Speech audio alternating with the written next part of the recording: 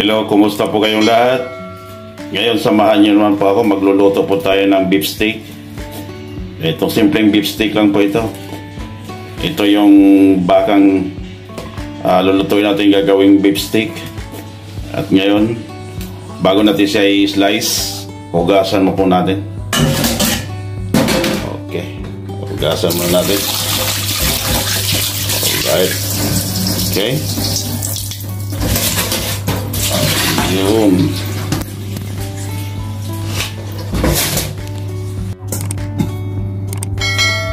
Okay, malapit na po tayo matatapos mag-slice. Kailangan siyang manipis ang pagkakat para daling lumambot pag ginigisa na po natin. Yan.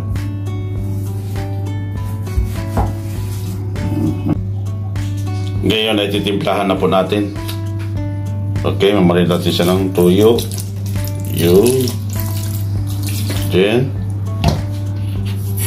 lagyan natin siya ng 1 tablespoon sugar para yun naman talaga ang lasa ng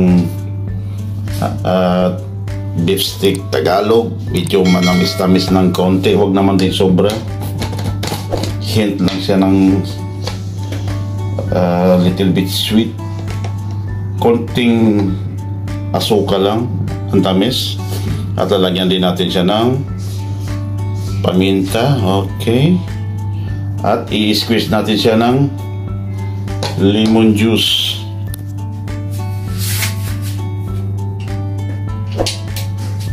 Okay. I-squeeze natin siya ng lemon juice. Start na po tayo, magluluto na po tayo. Okay, itong bawang. Yun. Sibuyas.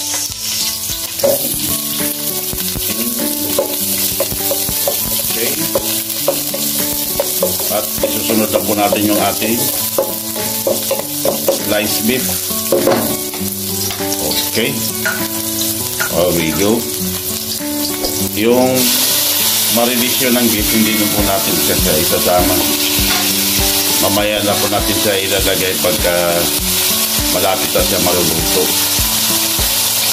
Para yun ang pinaka juice niya. Yun. At ito yung natitirang marination niya. Yan yung ang pinaka sabaw natin dito. Okay. Sasangkot ka muna natin. Okay. Ayan na, malambot na po yung ating beef. Okay, at maya isusunod na po natin yung ating pinaka-last, yung ating white onion rings. Ito na po yung ating isusunod. Okay. At ngayon, ilalagay na po natin siya. Ayan na. Hola. Oh, deliciosa. Okay.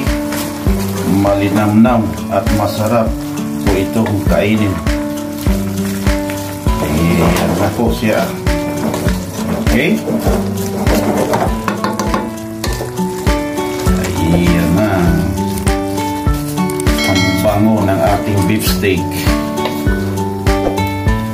Okay, at tatakpan po natin siya ulit para maglilip yung ating onion.